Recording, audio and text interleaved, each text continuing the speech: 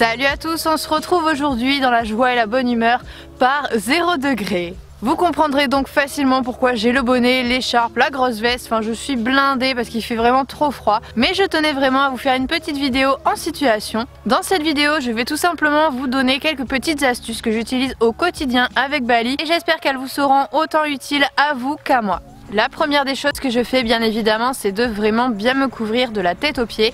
Entre autres, je vais mettre par exemple sur ma tête un bonnet ou un cache-oreille. Ça c'est vraiment indispensable, clairement dès que j'ai rien sur la tête, je sens vraiment le froid, même si j'ai beaucoup de cheveux, ça change rien. Ensuite je mets vraiment plusieurs épaisseurs en haut, je fais vraiment la politique de l'oignon, c'est-à-dire que je vais mettre un petit débardeur, ensuite un t-shirt ou une veste à manches longues et par-dessus un manteau ou une grosse veste comme celle que j'ai dès à présent. Je vais me mettre également de grosses écharpes. En ce qui concerne les pantalons, je suis plutôt du genre à mettre plusieurs couches également, c'est-à-dire que je vais mettre tout simplement un legging sous le pantalon d'équitation que je mets habituellement en toute saison et en général ça me tient suffisamment chaud. Après je sais qu'il existe des solutions également, notamment chez Fuganza, le Keep Warm qui va être tout simplement imperméable et doublé polaire à l'intérieur. Pour l'avoir essayé, il est vraiment génial, c'est très confortable et ça protège vraiment très bien de la pluie. Il existe également des pantalons qui vont juste être chauds, c'est-à-dire qu'ils vont juste être doublés d'une matière très chaude à l'intérieur et c'est vraiment encore une fois très agréable à porter et c'est quand même un peu plus pratique que de mettre plusieurs couches. Ensuite au niveau des pieds, je vais mettre systématiquement des grosses chaussures.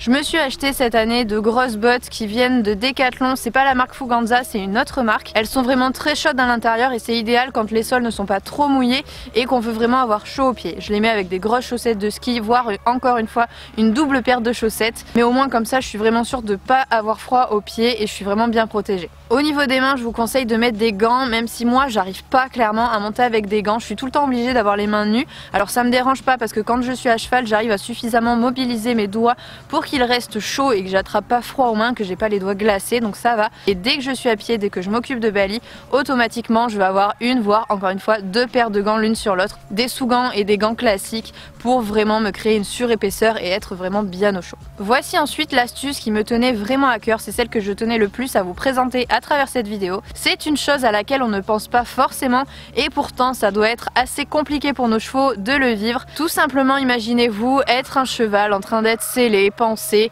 coucouné avec encore votre couette sur le dos bien au chaud. Et vient le moment où on va vous enfiler une barre de fer glacée dans la bouche. Clairement, ce moment-là doit être hyper désagréable pour eux. Et c'est pour ça que moi, je propose une petite astuce assez sympa. C'est de réchauffer le mors tout simplement avant de le mettre dans la bouche de son cheval. Pour le réchauffer, c'est très simple. Vous avez juste à le placer à l'intérieur de vos mains. C'est mieux si vous le mettez directement en contact avec votre peau. De cette façon-là, le mors va prendre toute la chaleur. Évidemment, vous allez avoir un peu froid aux mains, mais vous pouvez bien souffrir quelques instants à la place de votre cheval. Encore une fois, pensez à votre cheval avant de penser à vous, c'est le principal. De cette façon-là, le mors sera bien plus chaud et vous pourrez l'enfiler gentiment dans la bouche de votre cheval sans que ça crée un choc thermique hyper désagréable pour lui. Quand j'ai sellé Bali, j'essaie toujours de m'arranger pour ne pas lui sauter sur le dos tout de suite. J'essaie de faire tout simplement en sorte que la selle masse légèrement son dos et réchauffe son dos tranquillement. Pendant cette étape, il peut même m'arriver de travailler gentiment à pied Bali, tout simplement en lui demandant du pas espagnol, un reculé, un revient, des choses très basiques et qui vont lui permettre tout simplement d'échauffer ses muscles, de les réchauffer très progressivement sans avoir le poids du corps du cavalier et de cette façon-là, une fois que je monterai dessus, ça sera beaucoup moins agressif pour ses muscles. Avant de monter, je vais toujours lui étirer les antérieurs, encore plus quand il fait froid, c'est vraiment un incontournable. Encore une fois, c'est toujours la même chose, je vais préparer ses muscles, préparer ses tendons à être étirés, à être travaillés gentiment sans être agressés. Cet étirement va tout simplement lui permettre d'étirer son avant-main, de préparer une nouvelle fois ses muscles à être par la suite travaillés.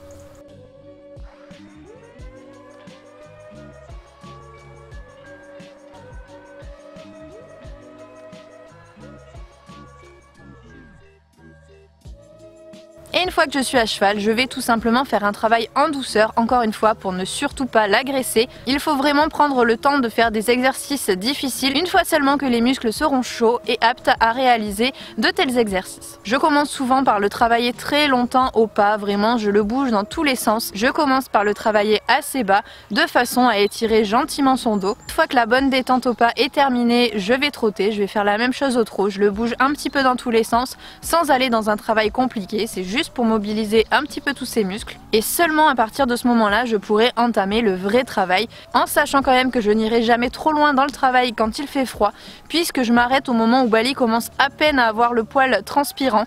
Je ne veux surtout pas qu'il attrape froid puisqu'il vit dehors, donc je ne peux pas me permettre qu'il ait une goutte de transpiration qui reste sur lui après le travail. C'est pour ça que dès qu'il commence à avoir un petit peu chaud, on arrête le travail sur une bonne chose. Je le rentre, je le panse, je lui mets sa couverture, j'attends qu'il se refroidisse un petit peu avant de lui mettre vraiment sa grosse doudoune et il repart manger. Et voilà, j'espère que cette vidéo astuce en hiver vous aura plu. Je vous fais à tous de très gros bisous et je vous dis à bientôt dans une nouvelle vidéo. Salut!